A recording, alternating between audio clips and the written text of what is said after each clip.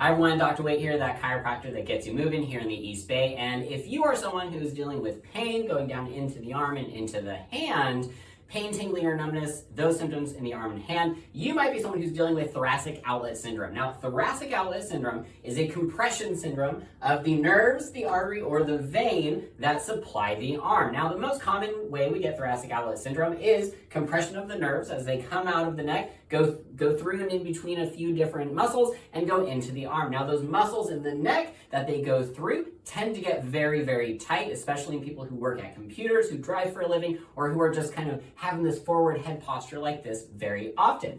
So what we'll see there, of course, is we'll get that pain, tingling, numbness into the arm and into the hand. But we have a couple other structures that might be involved. We have the pectoral muscle that comes up like this, attaches from the chest into the arm, and that can compress as it gets very tight, especially, right, if we have that kind of forward hunch posture, we can get those very tight pectoral muscles. We also have the clavicle, which is this bone right here coming up like this, so that can also compress those structures.